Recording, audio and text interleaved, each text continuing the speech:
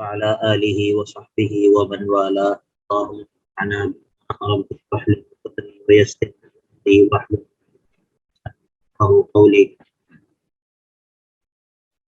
سبحانك لا علم لنا إلا ما علمتنا إنك أنت العليم.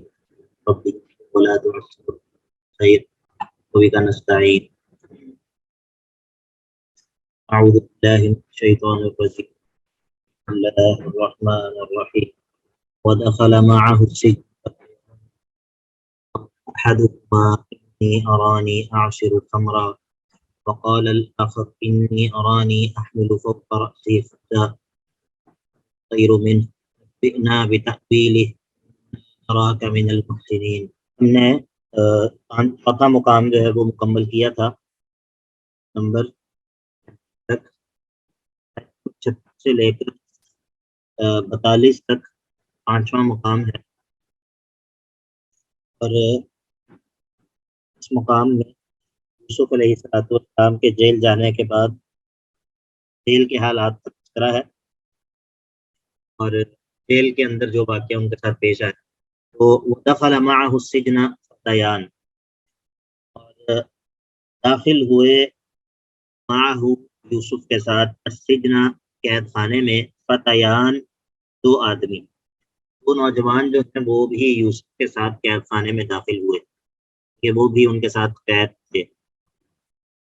قال احدهما، اب یہ دونوں جو ہیں چونکہ انہوں نے یوسف کے ساتھ ایک مدت گزاری ہے جیل میں، تو یہ دیکھتے تھے کہ یوسف جو ہے وہ نیک آدمی ہے، اور چونکہ وہ ان کو نیک آدمی جانتے تھے اس وجہ سے انہوں نے جیل کے ساتھی سے جو ہے وہ اپنا خواب بیان کیا، خواب کی تعبیر جاننے کے لیے. ودخل معه السجن فتیان قال احدهما، دونوں میں سے ایک نے کہا انی ارانی اعصر خمرا، میں نے دیکھا ہے اپنے آپ کو، یعنی کہ خواب میں میں نے دیکھا ہے کہ میں شراب نچوڑ رہا ہوں. اعصر خمرا، شراب نچوڑ رہا ہوں. وقال الاخر دوسرے بندے نے کہا کہ انی ارانی احمل فوق رأسی خبزا، میں نے خواب دیکھا ہے، میں یوں دیکھتا ہوں کہ اپنے سر پہ میں نے روٹیاں اٹھا رکھی ہیں. احملو، میں نے اٹھا رکھی ہیں، فوق رأسی، اپنے سر پر، خبزا، روٹیاں، اور میں نے سر پر روٹیاں اٹھا رکھی ہیں، اور تأکل الطیر منہ، کھا رہے ہیں پرندے، منہ، روٹیوں میں سے، اس روٹی میں سے پرندے جو ہیں وہ اس کو نوچ رہے ہیں اور کھا رہے ہیں. تو نبئنا بتأویلہ، آپ ہمیں خبر دیجئے اس کی تعبیر کی، اس کی تعبیر کے بارے میں کہ یہ ہمارے جو خواب ہیں ان کی تعبیر کیا ہے. کیوں ہم آپ سے کیوں پوچھ رہے ہیں؟ کیونکہ انا نراک من المحسنین، کہ بے شک ہم نے آپ کو دیکھا ہے کہ آپ نیک آدمی ہیں، ہم آپ کو نیک آدمی دیکھتے ہیں، آپ ہمارے خیال میں نیک آدمی ہیں، تو آپ سے ہم خواب کی تعبیر جاننا چاہتے ہیں. اب چونکہ یوسف علیہ السلام نبوت آپ کو مل چکی تھی، جس طرح کہ ہم نے پہلے بھی بات کی تھی پچھلے درس کے آغاز میں کہ نبوت جو ہے وہ مل چکی تھی. اب ایک داعی جو ہوتا ہے وہ موقع سے فائدہ اٹھاتا ہے، اور وہ کوئی بھی موقع ہو، کوئی بھی اس کو جو ہے وہ موقع ملے تو وہ اس کو اپنی دعوت کے لیے استعمال کرتا ہے. چنانچہ یوسف علیہ السلام نے ان کو کہا کہ خواب کی تعبیر تو میں تمہیں بتاؤں گا، لیکن اس سے پہلے جو ہے وہ یہ میری بات سن لو. اور وہ پھر کیا بات انہوں نے کی وہ اس آیت کے اندر بیان ہو. قال، یوسف نے کہا لا یأتیکما طعام، نہیں آئے گا تم دونوں کے پاس کھانا، ترزقانی ہی، کہ جو کھانا تم دونوں دیے جاتے ہو، یعنی کہ جیل میں کھانا تم دونوں دیے جاتے ہو اس کا کوئی وقت مقرر ہوگا نا کہ اس ٹائم جو ہے وہ کھانا دیا جاتا ہے. تو انہوں نے کہا کہ ابھی وہ کھانا تمہارے پاس نہیں آئے گا مگر میں نبأتکما، میں تمہیں خبر دے دوں گا بتأویلہ، اس خواب کی تعویل کے بارے میں، یعنی کہ اس خواب کی تعبیر کے بارے میں. قبل ان یأتیکما، اس کھانے کے تمہارے پاس آنے سے پہلے، دونوں کے پاس کھانے کے آنے سے پہلے ہی میں تم کو اس خواب کی تعویل کے بارے میں، اس کی تعبیر کے بارے میں خبر دے دوں گا. ذالکما مما علمنی ربی، ذا یہ جو خوابوں کی تعبیر ہے، لکما میں تم دونوں سے کہتا ہوں کہ مما علمنی ربی، یہ اس علم میں سے ہے کہ جو میرے رب نے مجھے سکھایا ہے، یعنی کہ میرے رب نے مجھے جو علم عطا کیا ہے تو اس میں سے ہی خوابوں کی تعبیر کا علم بھی اسی میں سے ہے۔ اور انی ترکت، یہ ذالکما مما علمنی ربی میں انہوں نے اپنی وحی کی طرف اشارہ کیا ہے، یعنی کہ جو اللہ تعالیٰ نے ان کی طرف وحی کی ہے، ان اپنی رسالت کی طرف اشارہ کیا ہے۔ اور انی ترکت ملت قوم، بے شک میں تو چھوڑ چکا ہوں، ملت قوم ایسی قوم کا راستہ کہ لا یؤمنون باللہ، جو اللہ پر حقیقی ایمان ہی نہیں رکھتے، وہم بالآخرۃ کافرون، اور وہ لوگ جو کہ آخرت کا انکار کرنے والے ہیں۔ تو میں تو ان لوگوں کے راستے کو چھوڑ چکا، یعنی کہ اس حصے کے اندر انی ترکت ملت قوم لا یؤمنون باللہ، یہ اس حصے کے اندر کیا ہے؟ براءت ہے، براءت کا اعلان ہے، انی ترکت ملت قوم لا یؤمنون باللہ وہم بالآخرۃ ہم کافرون۔ یہ بات کرنے کے بعد جو ہے وہ پہلے تو براءت کا اعلان کیا ہے کہ میں اس مشرکین کا جو طریقہ ہے اس سے میں نے براءت کا اعلان کیا ہے، اس سے میں نے قطع تعلقی کر لی ہے، میرا اس سے کوئی تعلق نہیں۔ اب اپنے راستے کا بیان کہ پھر میرا راستہ ہے کون سا، اگر میں ان لوگوں کے راستے کو چھوڑ چکا ہوں تو پھر میرا راستہ ہے کون سا؟ تو کہا کہ واتبعت ملت آبائی ابراہیم و اسحاق و یعقوب، میں تو اتباع کرتا ہوں اپنے باپ دادا کی ملت کی، اور میرے باپ دادا کون ہے؟ وہ انبیاء ہیں، عام لوگ نہیں بلکہ انبیاء ہیں۔ وہ کون ہے؟ ابراہیم و اسحاق و یعقوب۔ اگر آپ غور کریں تو یہاں پر سب سے پہلے مقدم کس کو کیا ہے؟ اپنے پر دادا کو، ابراہیم کو مقدم کیا، سب سے مقدم، اس کے بعد اپنے دادا کو اسحاق، اور اس کے بعد جو ہے وہ اس کے بعد کیا کہا؟ اپنے والد صاحب کا نام لیا، و یعقوب۔ تو یہ سارے کے سارے انبیاء ہیں، سبحان اللہ۔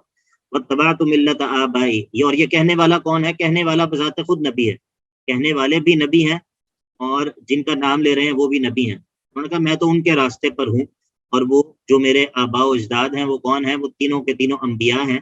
اور ما کان لنا، ہمارے لیے یہ جائز ہی نہیں، ہمارے یہ شایان شان ہی نہیں کہ ان نشرک باللہ من شیء، کہ ان نشرک باللہ، کہ ہم اللہ کے ساتھ شریک کریں، من شیء، کسی بھی چیز کو، ہمارے یہ شایان شان ہی نہیں، ہمیں یہ حق ہی نہیں کہ ہم اللہ تعالیٰ کے ساتھ کسی بھی چیز کو شریک ٹھہرائیں۔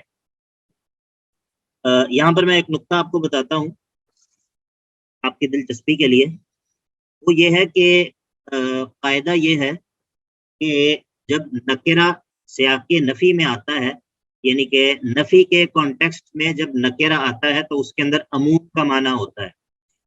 جب نکرہ نفی کے اس میں آتا ہے کانٹیکسٹ میں، جس کو ہم اس طرح کہتے ہیں کہ جب نکرہ جو ہے سیاق نفی میں وارد ہوتا ہے تو اس کے اندر عموم کا معنی ہوتا ہے، بلکہ نکرہ جو ہے، نکرہ کے اندر ویسے بھی عموم کا معنی ہوتا ہے، ویسے بھی جو نکرہ ہوتا ہے، یعنی کہ معرفہ اور نکرہ، یہ آپ نے گرامر میں پڑھا ہے، معرفہ اور نکرہ، اس کا پتہ ہے؟ جی سر۔ جی، تو جب جو نکرہ ہوتا ہے اس کے اندر ویسے بھی عموم پایا جاتا ہے، ویسے بھی نکرہ کے اندر عموم پایا جاتا ہے، لیکن جب وہ نفی کے کانٹیکسٹ میں آئے تو اس کے اندر پھر اور زیادہ عموم آ جاتا ہے، اس کے اندر پھر اور زیادہ عموم آ جاتا ہے۔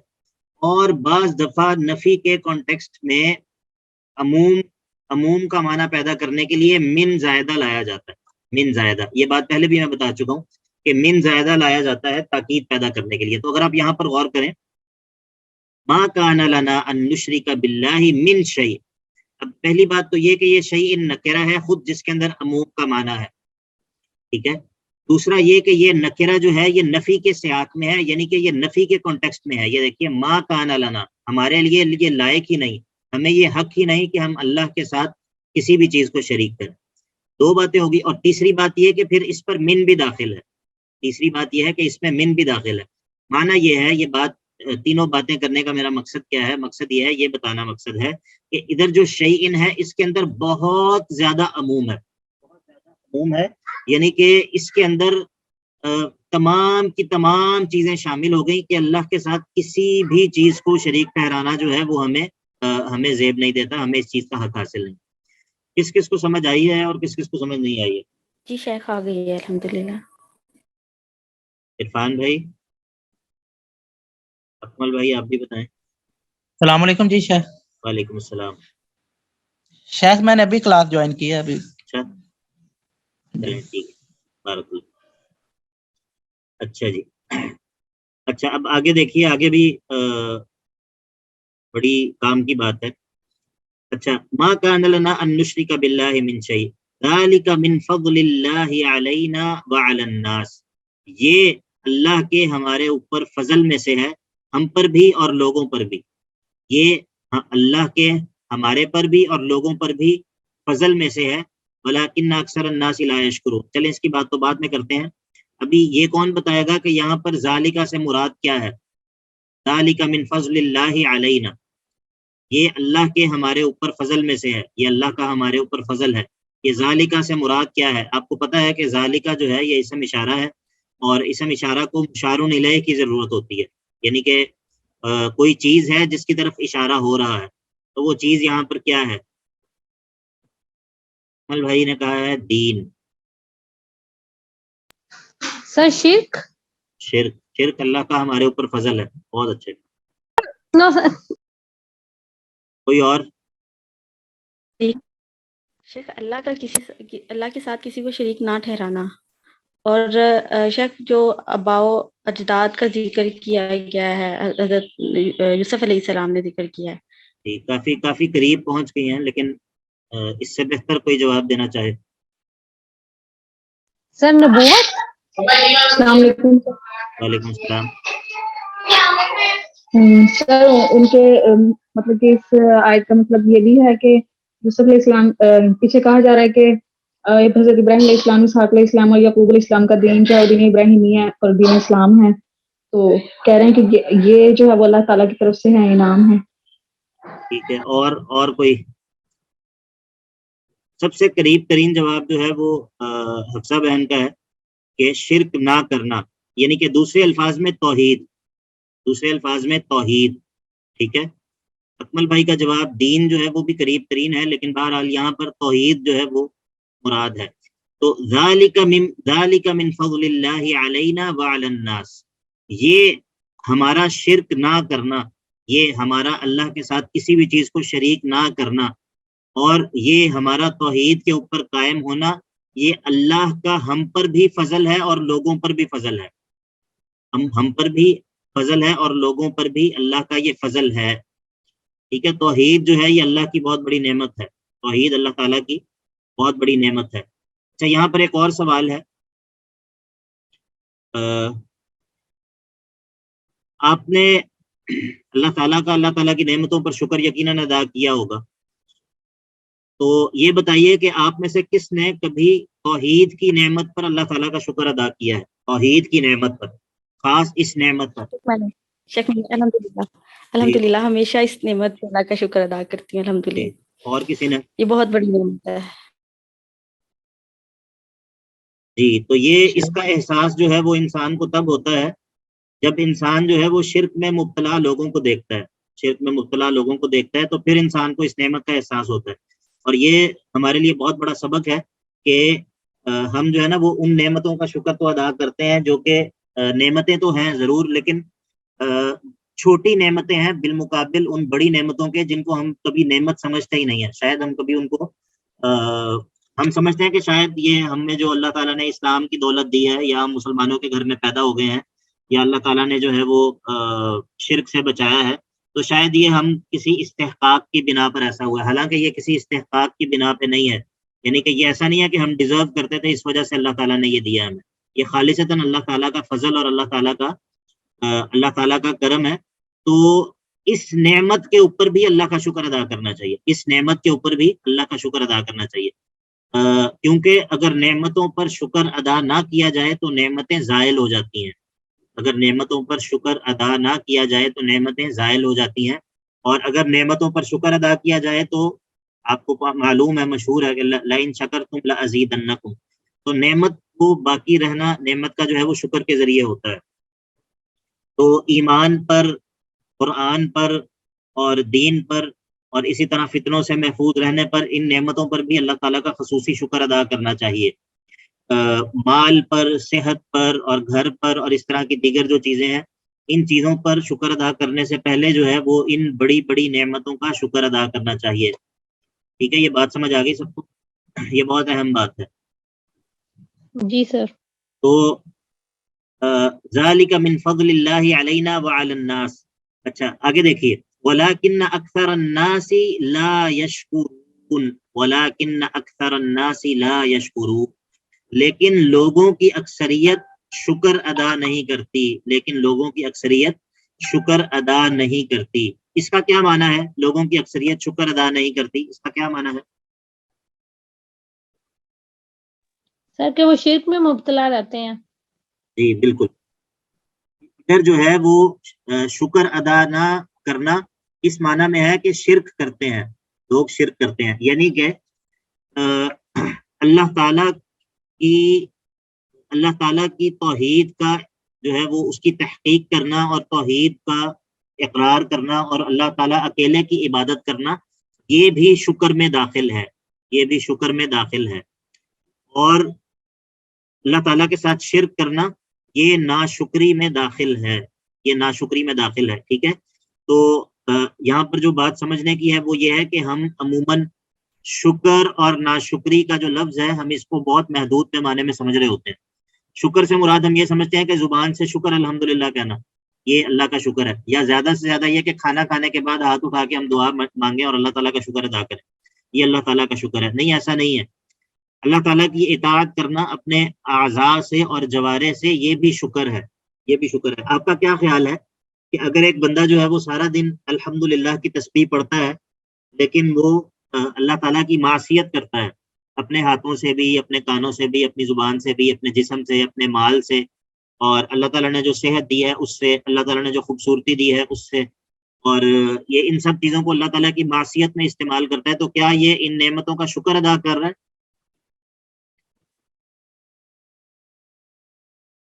جی کیا یہ ان نعمت؟ نہیں، کیونکہ وہ سارا دن وہ الحمدللہ کی تسبیح پڑھتا ہے، پھر بھی نہیں. نو سر، کیونکہ وہ جو اللہ نے اس کو نعمتیں دی ہیں ان کو غلط جگہ پر استعمال کر رہا ہے. ٹھیک ہے، تو یہ بات سمجھنی چاہیے کہ شکر جو ہے، شکر سب سے پہلے شکر کے اندر جو چیز داخل ہے وہ توحید ہے، اور ناشکری اور کفران نعمت کے اندر سب سے پہلے جو چیز شامل ہے وہ کیا ہے؟ وہ شرک ہے. ٹھیک ہے، تو یہ اس کا یہ معنی ہے کہ ذالک من فضل اللہ علینا وعلی الناس ولکن اکثر الناس لا یشکرون، لوگوں کی اکثریت جو ہے وہ شکر نہیں کرتی، یعنی کہ لوگوں کی اکثریت کیا ہے؟ شرک میں مبتلا ہے. یہ بڑی اہم باتیں ہیں، تو ان باتوں کو کوشش کریں کہ یاد رکھیں اور اگر ممکن ہو تو نوٹ بھی کر لیں. اچھا، اب یہ اگر ہم غور کریں تو یہاں پر جو ہے وہ ان دونوں نے، جیل کے ساتھیوں نے یوسف سے اپنے کام کے سلسلے میں رابطہ کیا ہے، اپنے کام کے سلسلے میں، یعنی کہ وہ یوسف کے محتاج ہوئے ہیں اور محتاج ہونے کی وجہ سے انہوں نے یوسف سے رابطہ کیا ہے. ٹھیک ہے، لیکن جو یوسف ہیں انہوں نے ایسا نہیں کیا کہ صرف ان کے کام کا کام پورا کر دیا اور توحید کی جو ہے وہ دعوت نہیں دی، نہیں، ایسا نہیں کیا، بلکہ ان کی بات بتانے سے پہلے، ان کی بات کا جواب دینے سے پہلے ان کے سامنے جو ہے یہ توحید کی جو ہے وہ دعوت ان کے سامنے رکھ رہے ہیں. اب آگے وہ کہتے ہیں یا صاحب السجنی، یا صاحب السجنی، اے میرے جیل کے دونوں ساتھیوں، اے میرے جیل کے دونوں ساتھیوں.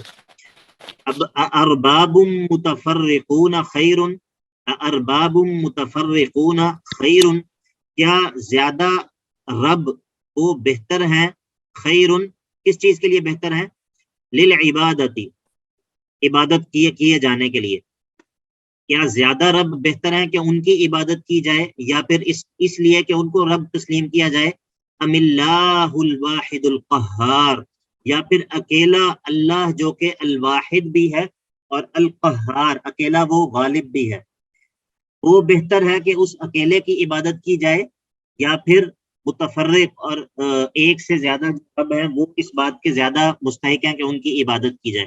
تو ظاہر ہے کہ ہر بندہ اس بات کو سمجھتا ہے کہ ایک کی غلامی اور ایک کو راضی رکھنا آسان ہے بنسبت زیادہ لوگوں کی غلامی کے اور زیادہ لوگوں کو خوش رکھنے کے. تو یا صاحب السجن ارباب متفرقون خیر ام اللہ الواحد القہار ما تعبدون من دونه الا اسماء سمیتموها انتم وآباؤکم ما انزل اللہ بها من سلطان. اب جو ہے شرک کا رد کر رہے ہیں. پہلے توحید کا بیان کیا ہے، اب شرک کا رد کر رہے ہیں. ما تعبدون من دونه، تم تو عبادت نہیں کرتے اللہ کو چھوڑ کر، الا اسماء، مگر یہاں پر ایک لفظ محذوف ہے، وہ ہے الا مسمیات اسماء. اگر آپ غور کریں تو ناموں کی تو عبادت نہیں کی جاتی، نام جن چیزوں کے رکھے گئے ہوتے ہیں ان چیزوں کی عبادت کی جاتی. یعنی کہ مثال سے اس بات کو سمجھیں کہ ایک ہے نام عبداللہ، ٹھیک ہے، اب ایک یہ لفظ عبداللہ ہے اور ایک اس کا مصداق ہے جو کہ گوشت اور پوست کا انسان ہے، ٹھیک ہے. تو یہ جو لفظ ہے اس کو اسم کہتے ہیں، اور جس کا نام ہے وہ مسمہ ہے. مسمہ، اسم اور مسمہ ان دونوں میں یہ فرق ہوتا ہے، اسم اور مسمہ. سمجھ آ گیا اس کا؟ جی شیخ ریپیٹ کر. ایک ہوتا ہے اسم، عرفان بھائی، ایک ہوتا ہے اسم اور ایک ہوتا ہے مسمہ. اب عرفان جو ہے یہ لکھا ہوا ہمیں سامنے نظر آ رہا ہے اسکرین پہ، یہ اسم ہے، یہ اسم ہے، لیکن آپ جو بیٹھے ہوئے ہیں اور سن رہے ہیں آپ مسمہ ہیں. ایک آپ کا اسم ہے اور ایک آپ کی ذات ہے، وہ مسمہ ہے، اور جو نام ہے وہ اسم ہے. ٹھیک ہے، سمجھ آ گئی عرفان بھائی؟ جی شیخ سمجھ آ. اچھا، تو جو مشرکین ہیں وہ اسماء کی عبادت کرتے ہیں یا مسمیات کی عبادت کرتے ہیں؟ عبادت کس کی جاتی ہے؟ اسماء کی جاتی ہے یا مسمیات کی جاتی ہے؟ نہیں، معبود تو موجود ہے نا، معبود تو انہوں نے بنائے ہوں گے، ظاہر ہے ان کے نام بھی رکھے ہوئے ہیں. تو عبادت جو ہوتی ہے وہ مسمیات کی جاتی ہے. ٹھیک ہے، نام جو ہے وہ اپنی طرف سے رکھے ہوتے ہیں، یعنی کہ اپنی طرف سے ان کے صفات جو ہے نا وہ گھڑ لی ہوتی ہیں کہ یہ والا جو ہے، یہ رب جو ہے یہ بارشیں برساتا ہے، یہ جو ہے یہ والا اولاد دیتا ہے، یہ والا جو ہے وہ کھیتیاں اگاتا ہے. تو یہاں پر جو اسماء جو ہے، اسماء کا جو لفظ ہے یہ صفات کے لیے بھی استعمال ہوتا ہے اور ناموں کے لیے بھی استعمال ہوتا ہے. ٹھیک ہے، تو یہ جو ان کی صفات ہے یہ تم نے اور تمہارے بڑوں نے اپنی طرف سے گھڑ لی ہیں، اللہ نے اس کے لیے کوئی دلیل نازل نہیں کی. تو ما تعبدون من دونہ، تم تو نہیں عبادت کرتے اللہ کو چھوڑ کر، الا مگر اسماء، ایسی صفات، یعنی کہ ایسے مسمیات کا جن کی تم نے صفات رکھ لی ہیں، اور سمیتموہا، جن صفات کو قرار دیا ہے یا جن کی صفات، جن کے نام رکھے ہیں تم نے، انتم و آباؤکم، تم نے اور تمہارے بڑوں نے جو نام رکھ دیے ہیں.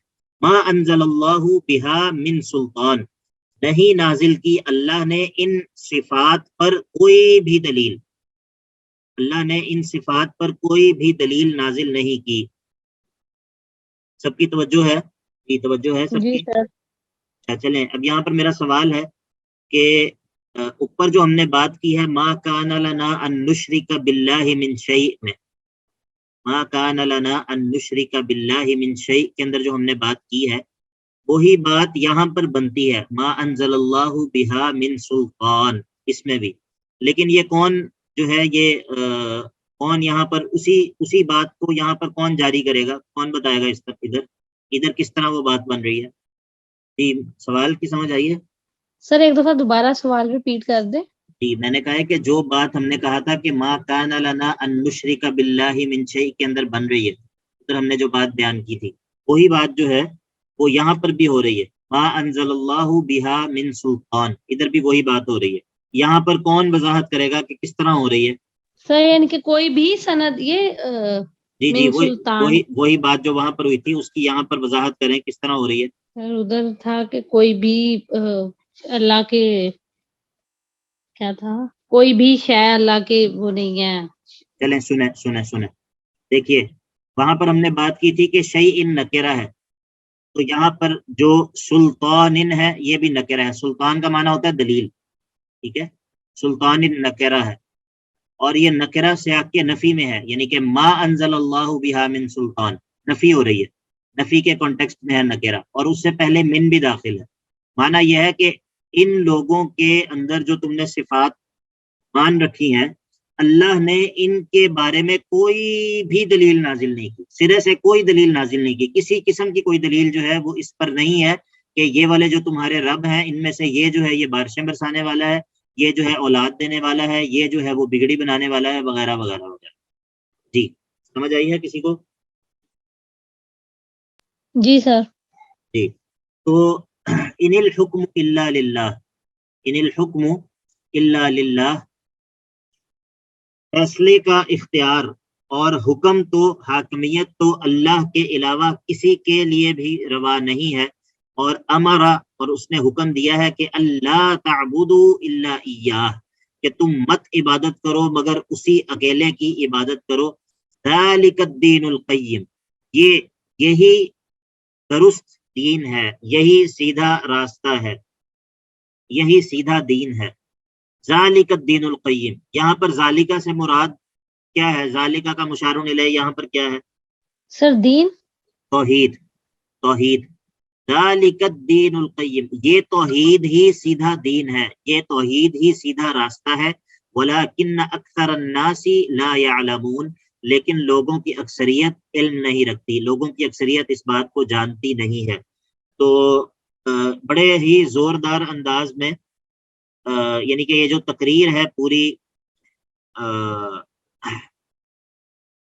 یوسف علیہ السلام کی، یہ اس کے اندر بہت زیادہ اسباق ہیں، اس تقریر کے اندر بہت زیادہ اسباق ہیں، خود تقریر کے اندر بھی، اور پھر جس موقع پر انہوں نے یہ تقریر کی ہے اس موقع پر، اور کس صورتحال میں اور کس پس منظر میں کی ہے، اس پورے کے اندر جو ہے وہ بہت زیادہ اسباق ہیں، بہت زیادہ اسباق ہیں.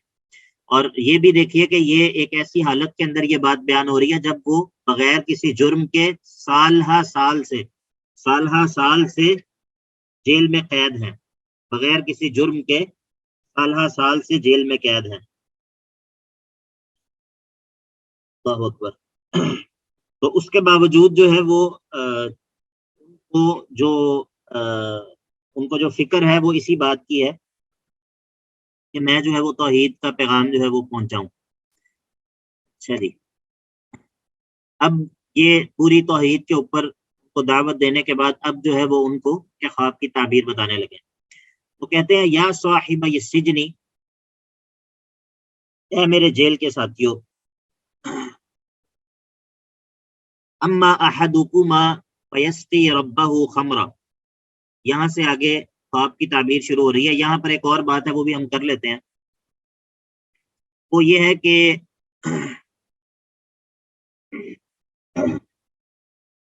سورہ توبہ کے اندر اللہ تعالیٰ نے ذکر کیا ہے سیدنا ابو بکر رضی اللہ تعالیٰ عنہ کا اور اللہ کے نبی علیہ الصلوۃ والسلام کے غار کے اندر جب دونوں اکٹھے تھے ہجرت کے موقع پر، کہ اللہ تعالیٰ نے فرمایا کہ اذ ہما فی الغار اذ یقول لصاحبہ لا تحزن، اذ یقول لصاحبہ لا تحزن. تو اہل سنت یہ کہتے ہیں کہ سیدنا ابو بکر رضی اللہ تعالیٰ عنہ کے لیے یہ بہت بڑی فضیلت ہے کہ اللہ تعالیٰ نے ان کو محمد رسول اللہ صلی اللہ علیہ وسلم کا صحابی اور صاحب قرار دیا ہے. اذ یقول لصاحبہ لا تحزن ان اللہ معنا. تو بعض لوگ جو کہ سیدنا ابو بکر رضی اللہ تعالیٰ عنہ کے بارے میں دل میں بغض رکھتے ہیں، وہ یہ کہتے ہیں کہ صرف یہ کہنے سے کہ یا صاحبی یا اذ یقول لصاحبہ، اس سے کوئی فضیلت ثابت نہیں ہوتی، کیونکہ آپ دیکھیں کہ یوسف نے بھی اپنے ساتھیوں کو یا صاحبی کہہ کے مخاطب کیا ہے، یا صاحبی السجن. جی اشکال کی سمجھ آئیے؟ جی سر. جی باقی سب کو بھی سمجھ آ گئی ہے اشکال کی؟ جی سر. تو اس کا جواب کیا ہے؟ اس کا جواب یہ ہے کہ یہاں پر یوسف نے اپنے ساتھی صرف یہ نہیں کہا کہ اے میرے دو ساتھیوں، بلکہ کہا ہے اے میرے جیل کے ساتھیوں، اے میرے جیل کے ساتھیوں، یعنی کہ وہ ساتھی جو کہ جیل میں میرے ساتھ رہے ہیں. یہاں پر صحبت جیل کی صحبت مراد ہے، یہاں پر صحبت جیل کی صحبت مراد ہے، یا صاحب السجن. ٹھیک ہے، تو خالی جیل کے اندر اکٹھے رہنا کوئی فضیلت نہیں ہے، خالی جیل کے اندر اکٹھے رہنا واقعی کوئی فضیلت نہیں ہے. لیکن وہاں پر کیا ہے؟ وہاں پر جو ہے وہ مطلقاً صحبت کا ذکر ہے، مطلقاً صحبت کا ذکر ہے. تو ان دونوں جگہوں کو ایک سمجھنا جو ہے یہ غلطی ہے، ایسا نہیں ہے. تو اب جو ہے وہ خواب کی تعبیر بیان کرنی شروع کی. یا صاحب السجن اما احدکما، رہا تم دونوں میں سے ایک تو فیسقی ربہ خمرا، وہ تو اپنے مالک کو شراب پلائے گا.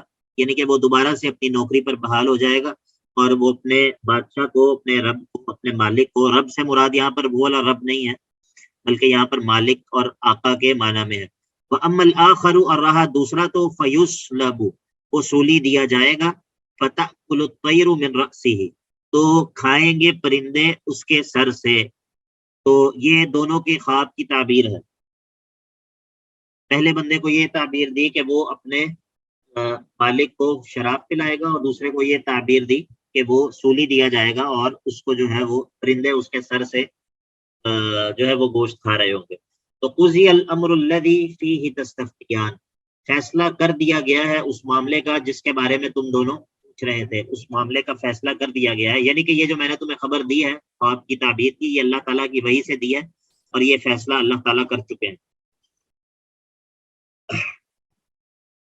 اب وقال للذی ظن انہ ناج منہما، ان دونوں میں سے جس کے بارے میں یوسف علیہ السلام جانتے تھے کہ یہ والا نجات پائے گا اور یہ والا جو ہے یہ ہلاک ہوگا، تو نجات پانے والے بندے کو انہوں نے کہا کہ تم آزاد تو تم ہو جاؤ گے، تو تم بادشاہ سے میرا بھی تذکرہ کرنا، بادشاہ سے میرا بھی تذکرہ کرنا کہ جیل کے اندر ایک ایسا بندہ ہے جس نے ہمیں یہ باتیں بتائی ہیں. یعنی کہ یوسف علیہ السلام کا مقصد یہ تھا کہ توحید کی جو دعوت ہے، کیونکہ یہ نبی بن چکے تھے اور آپ یہ چاہتے تھے کہ توحید کی دعوت جو ہے وہ بادشاہ تک بھی پہنچائی جائے، اور بادشاہ سے ملنے کی صورت یہی تھی کہ یہ بندہ بادشاہ کے پاس جا کر اس چیز کا تذکرہ کرے، یوسف کا بادشاہ کے پاس جا کر یہ بندہ تذکرہ کرے. تو وقال للذی ظن انہ ناج منہما، اس بندے کو جس کے بارے میں یوسف کو یقین تھا کہ وہ ان دونوں میں سے نجات پانے والا ہے، اس کو یوسف نے کہا کہ اذکرنی عند ربک، اذکرنی میرا ذکر کرنا، عند ربک اپنے آقا کے ہاں، یعنی کہ بادشاہ کے پاس میرا بھی ذکر کرنا. لیکن فانساہ الشیطان، تو شیطان نے اس کو بھلا دیا. کیا چیز بھلا دی؟ ذکر ربہ، اس کا ذکر کرنا اپنے مالک کے پاس،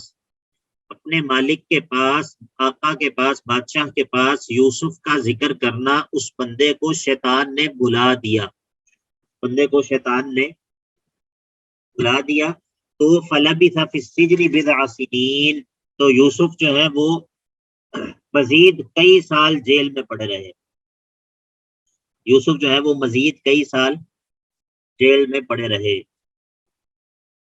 جی واضح ہے، کوئی سوال تو نہیں ہے؟ اچھا یہاں پر یہ بتائیے کہ ظنہ کا معنی میں نے یقین کا کیا ہے، ایمان کا نہیں کیا، اس کی کیا وجہ؟ یہ سوال سمجھ آ گیا؟ جی شیخ تو یہ پوچھا نہیں کسی نے بھی. جو یوسف علیہ السلام نے خواب کی تعبیر بتائی ہے وہ وحی کے ذریعے بتائی ہے، تو وہ یقینی خبر ہے، اسی لیے ہم نے یہاں پر کیا معنی کیا؟ یقین کا معنی کیا. جو ہے وہ یقین کے معنی میں بہت زیادہ استعمال ہوتا ہے قرآن پاک میں. تو یہ جو ہے آیت نمبر 42 پہ پانچواں مقام جو ہے وہ ختم. ہم اب جو ہے وہ چھٹا مقام شروع کرتے ہیں. صرف 1 منٹ، یہ میں دوبارہ سے لنک بھیجتا ہوں، ابھی 2 منٹ رہ گئے ہیں، تو اگلے لنک کے اندر اگلی میٹنگ میں ہم انشاءاللہ سورت چھٹا مقام آیت نمبر 43 سے لے کر 57 تک، اور اس مقام کے اندر بادشاہ کے خواب دیکھنے کا تذکرہ اور پھر لوگوں کا اس کے خواب کی تعبیر بتانے سے عاجز آ جانا، نتیجتاً اس بندے کا یوسف علیہ السلام یاد کرنا اور پھر یوسف علیہ السلام کے پاس جانا اور جا کے تعبیر دریافت کرنا، اور پھر بادشاہ کی موجودگی میں یوسف کی برات ظاہر ہونا. یہ سارے امور جو ہیں یہ اس حصے کے اندر، اس مقام کے اندر بیان ہوں گے. تو وقال الملک، یہاں سے نیا مقام شروع ہو رہا ہے. وقال الملک انی ارا، اب یہاں پر ایک چیز یہ بھی دیکھیے کہ جہاں پر ہم کہتے ہیں نیا مقام شروع ہو رہا ہے، تو واقعتاً اگر آپ غور کریں تو وہاں پر ایک نیا سین جو ہوتا ہے اس کا آغاز ہو رہا ہوتا ہے. یہ دیکھیے وقال للذی ظن انہ ناج منہما اذکرنی عند ربک فانساہ الشیطان ذکر ربہ لبث فی السجن بضع سنین. شیطان نے اس کو بھلا دیا تو یوسف ہی کئی عرصے تک جیل میں پڑے رہے. اب ایک نیا جو ہے نا، نیا مقام ہے، ایک نیا سین جو ہے وہ اس کا نئی بات کا آغاز ہو رہا ہے. آپ کو بات سمجھ آ رہی ہے بات کی؟ یعنی کہ یہ جو مقامات کی تقسیم ہے، یعنی کہ یہ ہے تو اجتہادی ہے، لیکن یہ ایسا نہیں ہے کہ بالکل ہی بغیر کسی بنیاد کے ہے، بغیر کسی بنیاد کے نہیں ہے، بلکہ اگر آپ غور کریں تو یہ بات بنتی ہے، بات بن رہی ہوتی ہے. تو وقال الملک انی ارا 7 بقرات سمان یأکلہن. اب یہ کئی سال بعد کی بات ہے، یہ جو اوپر بات ہوئی ہے اس کے کئی سال بعد کی یہ بات ہے، کئی سال بعد یہ بات ہو رہی ہے. اب بادشاہ جو ہے وہ کہنے لگا کہ بادشاہ اپنا خواب بیان کرنے لگا. وقال الملک، بادشاہ نے کہا کہ انی ارا 7 بقرات سمان، میں دیکھ رہا ہوں کہ 7 موٹی گائے ہیں، یأکلہن اور ان کو کھا رہی ہیں، 7 عجاف، 7 عجاف یعنی کہ 7 گائیں جو کہ پتلی گائے ہیں، بہت کمزور گائے ہیں، وہ 7 موٹی گایوں کو کھا رہی ہیں. اور پھر میں دوبارہ کیا دیکھتا ہوں کہ وہ 7 سنبلات، اور 7 بالیاں ہیں، خضر سبز، 7 سرسبز بالیاں ہیں. بالیاں سے مراد یہ جو گندم کے خوشے ہوتے ہیں. اخر یابسات، اور 7 دوسری جو ہیں وہ خشک ہیں. تو یہ میرا خواب ہے. اور یا ایھا الملأ، ملأ کا کیا معنی ہے؟ ملأ کا کیا معنی ہے؟ جی دیکھے بغیر بتانا ہے. سر سردار. جی یہ کس نے دیکھ کے بتایا اور کس نے زبانی بتایا؟ سر نہیں، پیچھے بھی پڑھا ہے نا سورۃ ہود میں بھی، جی ابھی ٹھیک یاد ہے. ہے، پھر ٹھیک ہے، پھر ٹھیک ہے. اسی لیے میں نے پوچھا کہ پیچھے پیچھے یہ بات ہم نے پڑھی تھی اور میں نے بتایا تھا وہاں پر نا، وجہ بھی بتائی تھی کہ ان کو ملأ کیوں کہتے ہیں. وجہ یاد ہے؟ سرداروں کو ملأ کیوں جی کہتے سر، کہ یہ اپنے قبیلے کے ذرا وہ اونچے لوگ ہوتے ہیں جو سب میں نمایاں ہوتے ہیں. ہیں؟ ایک اور وجہ بھی بتائی تھی. سر وہ نہیں مجھے یاد آ رہی. چلیں ٹھیک ہے، یہ بھی غنیمت ہے، ماشاء اللہ، بارک اللہ فیک. تو یا ایھا الملأ، اے سردارو، اے میرے درباریو، افتونی فی رؤیایا، مجھے جواب دو میرے خواب کے بارے میں، یعنی کہ میرے خواب کی تعبیر دو. ان کنتم للرؤیا تعبرون،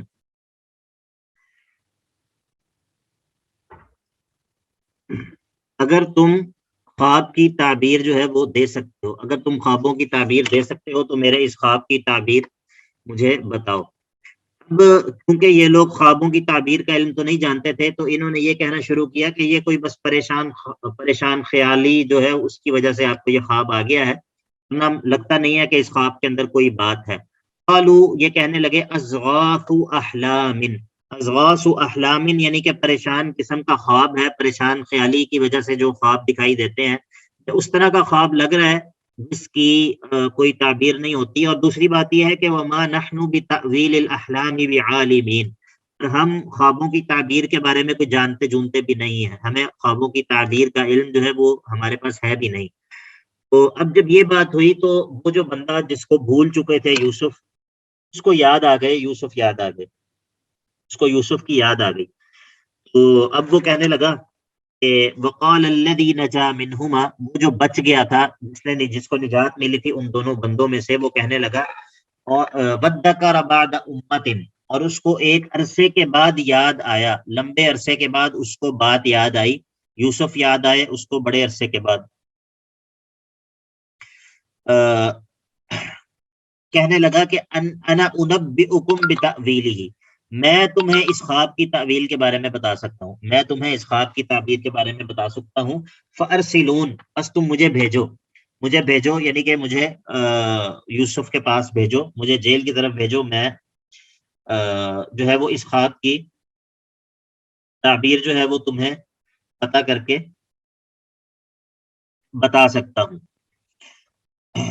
اب یہ اس کو بھیجا گیا، یہ یوسف کے پاس آ گیا. اب یوسف کے پاس آ کے کہتا ہے یوسف ایھا الصدیق، اے یوسف، اے سچے، اے بہت زیادہ سچ بولنے والے، یا اے میرے دوست، افتینا فی 7 بقرات سمان یأکلہن 7 عجاف و7 سنبلات خضر واخر یابسات. اب یہ اس نے آتے ہی جو ہے وہ خواب پوچھنا شروع کر دیا، بادشاہ کے خواب کا جو ہے وہ پوچھنا شروع کر دیا کہ یہ خواب ہے، اس کی ہمیں تعبیر بتاؤ. تو افتینا، ہمیں بتائیے، فی 7 بقرات سمان یأکلہن 7 عجاف، 7 موٹی گایوں کے بارے میں کہ جن کو 7 پتلی گائیں کھا رہی ہیں، اس بارے میں بتائیے. اور بتائیے وہ 7 سنبلات خضر، 7 سرسبز بالیاں ہیں، اور دوسری جو 7 ہیں وہ اخرى یابسات، اور باقی جو ہے وہ 7 کون سی ہیں؟ خشک والیاں ہیں۔ ہمیں یہ بتائیے لعلی ارجع الی الناس لعلهم یعلمون، تاکہ میں لوگوں کے پاس جاؤں اور وہ جو ہے وہ جان سکیں، وہ اس خواب کی تعبیر کو جان سکیں۔ اب یوسف علیہ السلام نے اس کو کوئی ملامت نہیں کی۔ ہم میں سے کوئی ہوتا تو وہ کیا کرتا؟ کیا ری ایکشن ہوتا ہے ایک انسان کا؟ جی آپ لوگ بات کو سمجھ رہے ہیں کہ یہ کس کانٹیکسٹ میں بات ہو رہی ہے؟ یہ کئی سال گزر گئے، یوسف نے کہا تھا کہ جا کر میرا ذکر کرنا ادھر، اور یہ کئی سال کے بعد اب اس کو کام پڑا ہے تو اس نے آ کر فوراً سے جو ہے وہ سوال کر دیا کہ اب ہمیں اس خواب کی تعبیر بھی بتائیے۔ تو یہ انبیاء کا ہی حوصلہ ہے، انبیاء کا ہی ایسا جو ہے وہ ظرف ہوتا ہے، عام بندے کے بس کی کدھر یہ بات۔ تو یوسف نے اس سے کسی ناراضگی کا اظہار نہیں کیا، بلکہ اس کو خواب کی تعبیر بتانی شروع کر دی۔ قال یوسف نے کہا تزرعون 7 سنین دأبا، تم لوگ 7 سال مسلسل جو ہے وہ کھیتی بو گے، فما حصدتم، جب تم کھیتی کاٹو گے تو فذروہ فی سنبلہ، جس چیز کو تم کاٹو اس کو اس کی بالیوں میں ہی رہنے دو، یعنی کہ جو دانے ہوتے ہیں گندم کے ان کو ان کی خوشوں سے نہ نکالو، ان کے اندر ہی رہنے دو، الا قلیلا مما تأکلون، مگر بہت تھوڑے سے کہ جن میں سے تم کھاؤ، یعنی کہ اپنی ضرورت کا جو ہے وہ اس میں سے نکال کے اس کو استعمال کرو اور اس کو کھاؤ، لیکن جو باقی ہیں ان کو جو ہے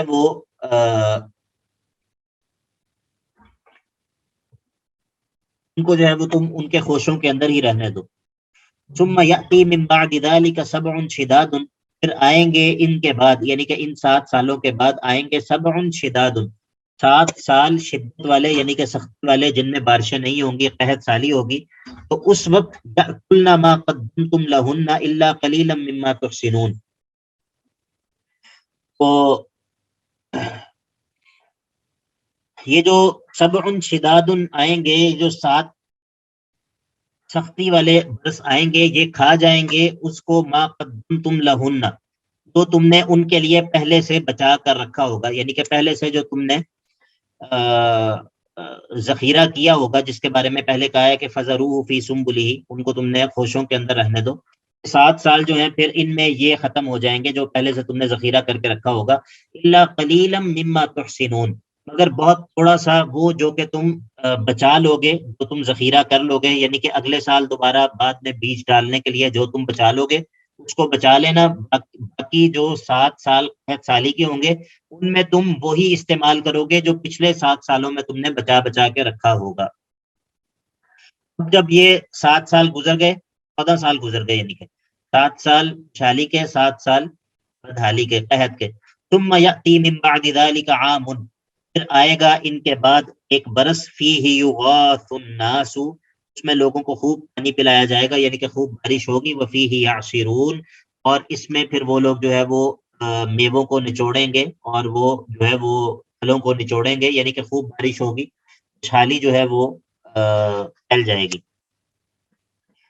تو یہ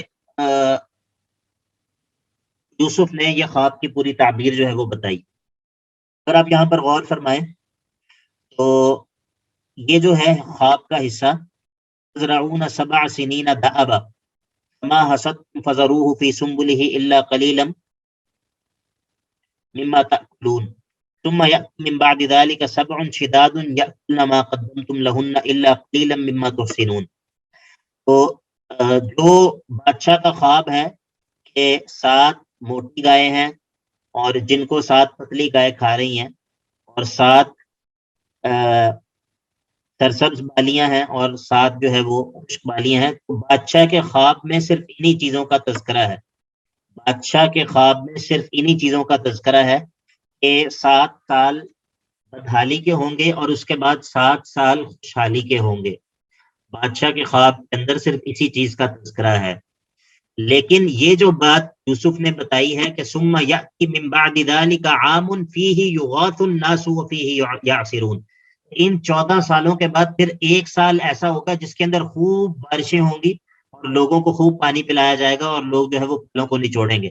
اس بات کا تذکرہ خواب کے اندر موجود نہیں ہے، اس بات کا تذکرہ خواب کے اندر موجود نہیں ہے، تو یہ زائد بات ہے، یہ زائد بات ہے جو کہ یوسف نے بتائی ہے، کیونکہ وہ نبی ہیں اور وحی کے ذریعے انہوں نے اس بات کی خبر دی ہے. اس بات کی سمجھ آئی ہے؟ جی سر.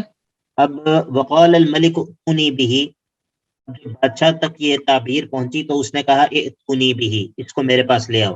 لما جاءہ الرسول، اب جب رسول سے یہاں پر مراد کون سے رسول مراد ہے؟ جی جو بتائے گا اس کے لیے انشاءاللہ دعا ہے. کون سے رسول مراد ہیں بس اس نے نہیں بتانا جس نے سامنے کوئی ترجمہ کھولا ہو. یہاں پر کون سے رسول مراد ہیں؟ یعقوب علیہ السلام، ابراہیم علیہ السلام، داؤد علیہ السلام، کون سے رسول یہاں پر مراد ہیں؟ لما جاءہ الرسول. جی نہیں کسی کو معلوم؟ اندازہ لگا لیں. سر بادشاہ نے کوئی قاصد بھیجا. جی بارک اللہ فیکم. یہاں پر جو ہے الرسول سے مراد وہ قاصد ہے، پیغام رساں مراد ہے. ٹھیک ہے، یہاں پر کوئی رسول مراد نہیں ہے. لما جاءہ الرسول قال ارجع الی ربک. اس موقع پہ اب ذرا اس بات کو امیجن کریں کہ کئی سال سے بغیر کسی جرم کے جیل میں پڑے ہوئے ہیں، کئی سال سے بغیر کسی جرم کے جیل میں پڑے ہوئے ہیں.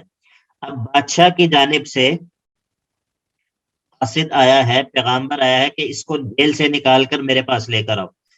تو یوسف نے کیا کیا؟ یوسف نے جیل سے نکلنے سے انکار کر دیا. یوسف نے جیل سے نکلنے سے انکار کر دیا.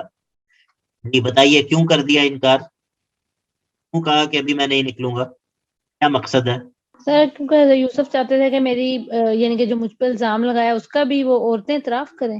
ہاں بارک اللہ فیکم. یعنی کہ وہ یہ چاہتے تھے میرے باہر نکلنے سے پہلے میری جو پاک دامنی ہے وہ واضح ہو جائے، کیونکہ انبیاء کے لیے سب سے جو بڑی چیز ان کی نبوت کی گواہی ہوتی ہے وہ ان کا کردار ہوتا ہے. انبیاء کی نبوت کی سب سے بڑی دلیل کیا ہوتی ہے؟ ان کا کردار ہوتا ہے. یہ بات ہم نے پہلے بھی ایک دن کی تھی دلائل نبوت کے حوالے سے، یا اسی سیمسٹر میں کی تھی یا پچھلے سیمسٹر میں کی تھی، مجھے یاد نہیں ہے. آپ کے ذہن میں ہے یہ بات؟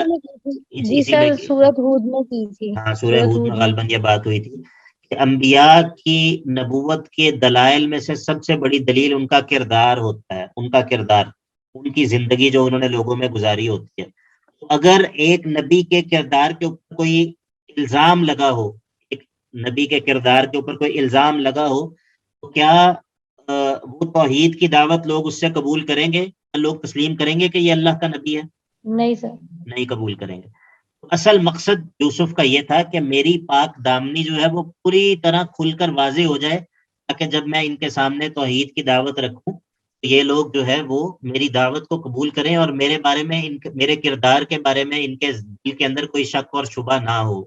میرے کردار کے بارے میں یہ ان کے دل کے اندر کوئی ذرہ برابر بھی شک اور شبہ نہ ہو. فلما جاءہ الرسول، جب ان کے پاس پیغامبر آیا تو قال، انہوں نے کہا ارجع الی ربک، اپنے بادشاہ اپنے آقا کی طرف واپس لوٹ جا. فاسألہ، اور اس سے جا کے پوچھو کہ ما بال النسوۃ اللاتی قطعن ایدیہن ان ربی بکیدہن علیم، ان عورتوں کا کیا معاملہ ہے جنہوں نے اپنے ہاتھ زخمی کر لیے تھے، بے شک میرا رب ان کے مکر سے، ان کی چال سے خوب باخبر ہے. ویسے تو ابھی 53 نمبر آیت پہ ختم ہو رہا ہے، جو 53 پہ نہیں ختم ہو رہا، 57 پہ غالب ہو رہا ہے. ہاں 57 پہ ختم ہو رہا ہے. یہ ٹائم آج ویسے بھی اوپر ہو گیا 10 منٹ، اور بات ابھی لمبی ہے، تو ہم اس کو انشاءاللہ اگلی کلاس کے اوپر اس کو ہم کرتے ہیں انشاءاللہ. تو اگلی کلاس کے اندر انشاءاللہ ہم جو ہے وہ اس کو مکمل کر لیں گے. کوئی سوالات ہیں تو پوچھ لیں، ٹائم ہے ابھی ہمارے پاس. السلام علیکم شیخ صاحب. وعلیکم السلام ورحمۃ. شیخ صاحب سوال ارریلیونٹ ہے، یہ استخارہ کے بارے سے پوچھنا تھا میں نے. آپ مجھے یہ میسج کر دیں مجھے، انشاءاللہ اس پہ بات کرتا ہوں. چلیں ٹھیک ہے، جزاک بارک اللہ فیکم. جی ٹھیک ہے جی، بارک اللہ فیکم. السلام علیکم ورحمۃ اللہ وبرکاتہ.